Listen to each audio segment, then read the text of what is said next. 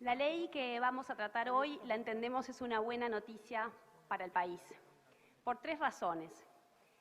La primera, porque incentiva la creación de puestos de trabajo en este momento en que el país tanto lo necesita.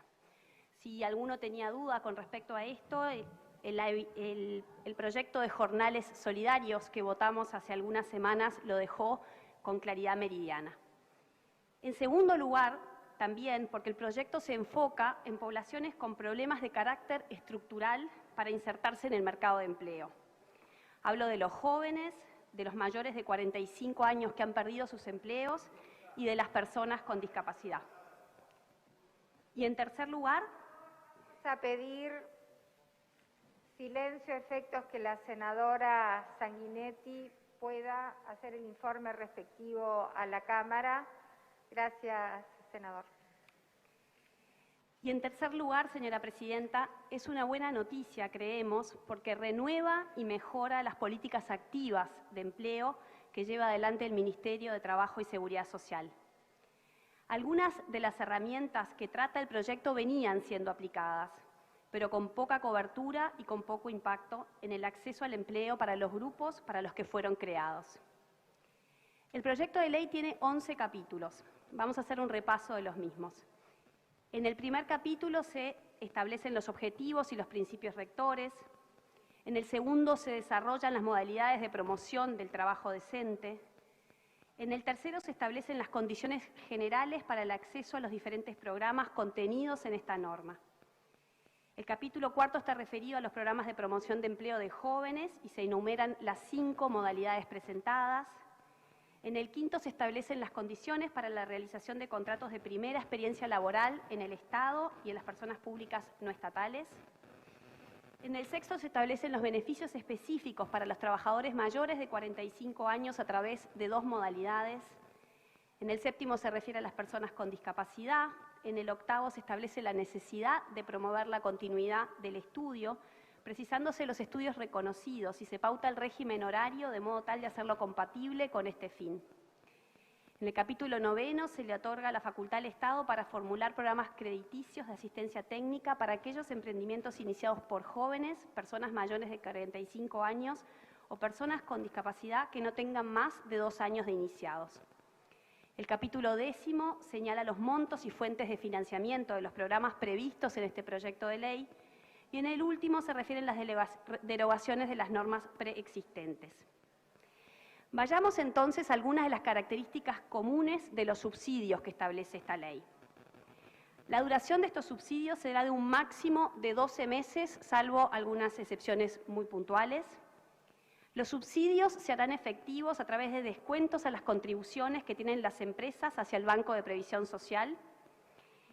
El monto del subsidio será en proporción a la carga horaria contratada y además se establecen cupos del 20% de la planilla permanente para jóvenes, para mayores de 45 años y para personas con discapacidad acumulables entre los distintos grupos. ¿Cuáles son entonces aquellas empresas que pueden ser elegibles?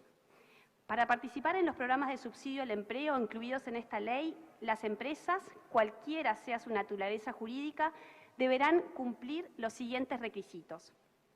Por un lado, acreditar que se encuentran en situación regular de pagos ante el BPS, el Ministerio, la DGI.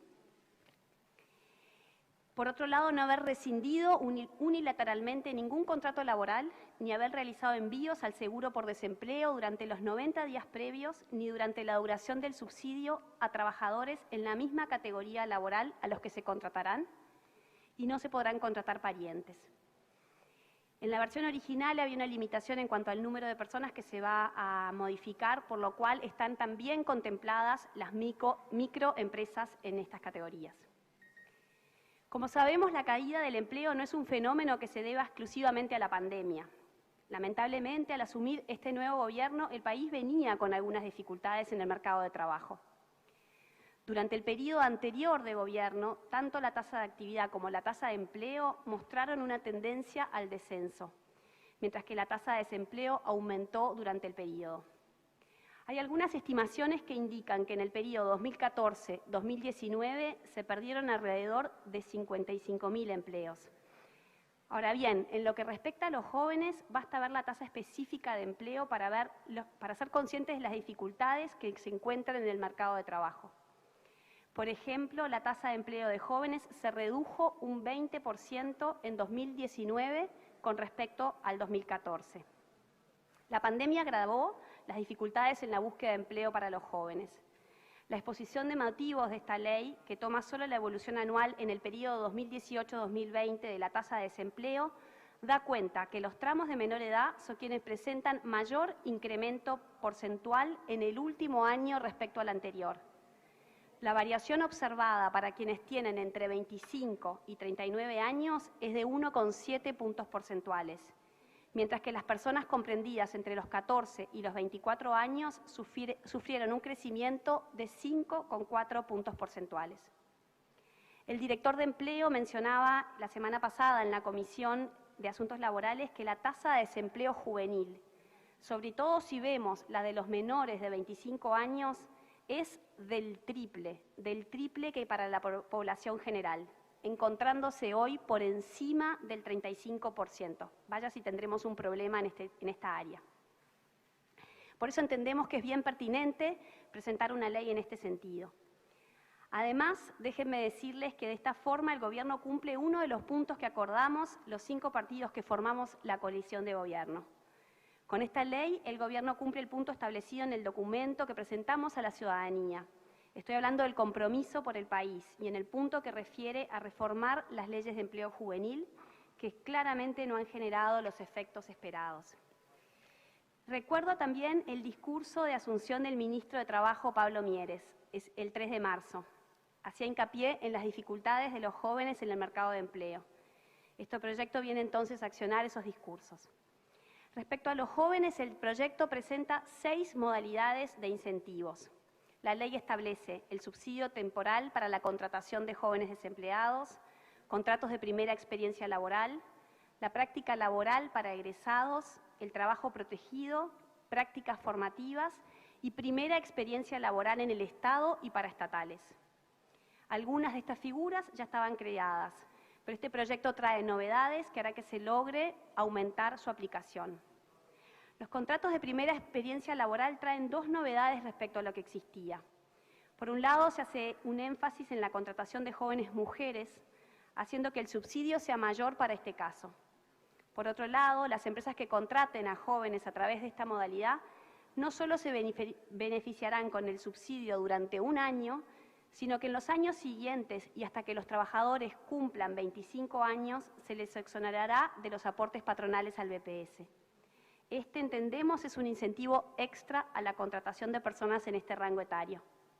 En cuanto a la modalidad de trabajo protegido, que también aplica a los mayores de 45 años, se establece como criterio de elegibilidad que la persona pertenezca a un hogar que se encuentre por debajo de la línea de pobreza. Este criterio, práctico y sencillo de utilizar, además de fácil de mantener actualizado, permitirá que esta modalidad sea más aplicable. En cuanto a la primera experiencia laboral, se extiende la posibilidad de que las paraestatales también lo utilicen. El otro grupo al que atiende este proyecto de ley es a las personas mayores de 45 años que han perdido su empleo. En este grupo las dificultades especiales pasan, porque en general las competencias con las que fueron formados no son las mismas que requiere el mercado laboral actual. Y también porque muchas veces tienen a su cargo responsabilidades familiares. En respuesta a estas situaciones especiales es que el proyecto de ley establece 2 modalidades. La de promoción del empleo para trabajadores mayores de 45 años en situación de desempleo continuo superior a 12 meses o discontinuo superior a los 15 meses, con un subsidio de hasta 7.000 pesos si son varones, 8.000 si son mujeres y 9.000 en el caso de que tengan personas a cargo. También establece una modalidad específica para aquellas personas del mismo grupo de edad, con la misma situación de desempleo, pero cuyo hogar se encuentre por debajo de la línea de pobreza. Las empresas que contraten trabajadores con esas características recibirán hasta el 80% de las retribuciones mensuales del trabajador, con un tope del 80% de 2 salarios mínimos nacionales. Esta modalidad, llamada trabajo protegido, tiene 2 variantes. Trabajo protegido está focalizada en los jóvenes y el trabajo protegido para mayores de 45 años. Como tercer grupo, este proyecto de ley atiende a las personas con discapacidad. Otro grupo de personas que bien sabemos tienen dificultades estructurales de acceso al mercado de empleo. Es cierto que para esta población existen hoy dos leyes, una que establece las cuotas para el Estado y la otra del año 2018 que establece también cuotas en el sector privado. Estuvimos estudiando estas dos leyes y hemos encontrado que habían aspectos sensibles que se podían mejorar. Pero sobre todo llegamos a la conclusión de que la Ley 19.691 no estaba cumpliendo con el objetivo de ser un vehículo exitoso para la inserción laboral de las personas con discapacidad en nuestro país. Por eso celebramos la creación de este nuevo instrumento, porque no solo amplía las posibilidades laborales de las personas con discapacidad, al ampliar el universo de empresas que pueden acceder a los beneficios, recordar que antes solo aplicaban a aquellas empresas que tuvieran más de 25 trabajadores, sino sobre todo porque fundamentalmente aumenta los montos con los que se incentiva la contratación de estos trabajadores. Para un trabajador con un salario de 30.000 se subsidiaba por la Ley 19.691 1.875 pesos mensuales, mientras que por esta nueva modalidad se incentivará a las empresas a contratar a personas con discapacidad por 7.000 siendo varón, 8.000 siendo mujer o 9.000 si tiene personas a su cargo. Como habrán escuchado, en varios de estos instrumentos se establecen montos superiores para las mujeres. Y esto es porque existen brechas estructurales en el acceso de empleo de las mujeres en nuestro país. Si analizamos la tasa de actividad, esta es notoriamente menor a la de los hombres. Sin embargo, como indica el reporte Uruguay del 2017, del 86 hasta el año 2017, la tasa de actividad femenina creció cerca de 14 puntos porcentuales, al tiempo que la masculina permaneció estable desde que hay registros de empleo, posicionando así la actividad femenina como el único motor de crecimiento de la tasa de actividad global. El mismo reporte señala: una serie de cambios favorecieron la fuerte incorporación de la mujer al mercado de trabajo, tal y como se planteó en el reporte del OPP-MIDES del año 2015. Entre ellos destaca la crisis del modelo del hombre proveedor, promovida tanto por la necesidad de ingreso de los hogares como por el cambio de roles de género y de los arreglos familiares tradicionales, como indica Filgueira en su investigación del año 96, así como las modificaciones de la estructura económica y la apertura de la economía y el cambio de precios relativos. Aún con esta tendencia al alta, se evidencia una brecha grande entre hombres y mujeres en edad de trabajar en términos de tasa de actividad, así como en las razones por las que se encuentran entre la población inactiva. Mientras que el 65% de los hombres en edad de trabajar hoy están ocupados, solo el 49% de las mujeres lo está. Por otro lado, mientras que 12 de cada 100 mujeres realizan los quehaceres del hogar, solo 1 de cada 100 se encuentra en esta condición. En otros temas también ayuda a ver la realidad en estos temas de otros países. Y en lo personal creo que es importante compararnos con otras regiones, porque si nos comparamos con Latinoamérica seguramente nos preocuparíamos tanto. Si analizamos la tasa de actividad de varones y mujeres en Uruguay y el promedio de la Unión Europea, por ejemplo, la brecha entre varones y mujeres en Uruguay es de 15,2 puntos porcentuales a 2019, mientras que en la Unión Europea es del 10,7. Además, se puede ver que hasta 2014 la tasa de actividad de varones estaba 5 puntos porcentuales por debajo de la Unión Europea, pero comienza a agrandarse a partir de entonces. Les decía al comienzo que este proyecto renueva y mejora las políticas activas de empleo. Esto es así porque son herramientas que se estaban usando poco.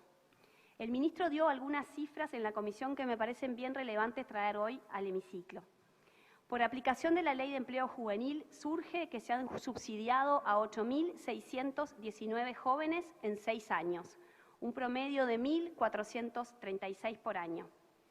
Por el otro, por la aplicación de la 19.689, la Ley de Promoción de Empleo para Poblaciones Vulnerables benefició a 1.420 personas entre 2019 y 2020, es decir, 700 personas por año.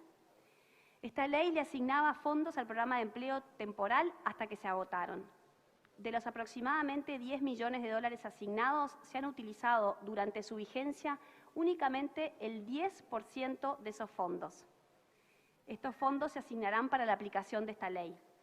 Además, esta ley se financiará con hasta 8 millones de dólares del Fondo de Reconversión Laboral de INEFOP para este año y para 2022. En el 2022 se incorpora un monto de 8 millones de dólares más desde rentas generales, que según comunicó el ministro en la comisión, vendrán en la rendición de cuentas. En definitiva, las políticas activas de empleo tendrán 16 millones en el 2021 y 16 millones en el 2022, lo que en términos de una estimación de cantidad de fuentes de trabajo alcanzaría a subsidiar alrededor de 8.000 puestos de trabajo cada año. En estos meses se espera hacer una evaluación de su aplicación para asignarle, ojalá, más fondos a futuro. Y ahora sí, cerrando la exposición, entiendo que las políticas de empleo activas son importantes y con estos proyectos las estamos mejorando. Sabemos que de todas formas el empleo es una problemática profunda que tenemos en nuestro país, una problemática en la cual tenemos problemas estructurales. El ministro recalcaba cuando vino a la comisión el divorcio que tenemos hoy entre muchos de los contenidos educativos actuales y las competencias que precisan los jóvenes para el mundo de hoy. Esto es uno de los temas, seguramente uno de los principales temas que enfrenta y en las cuales está trabajando la ANEP de cara a un cambio radical y profundo en relación a la inserción laboral de nuestros jóvenes y nuestra población en general. Muchas gracias.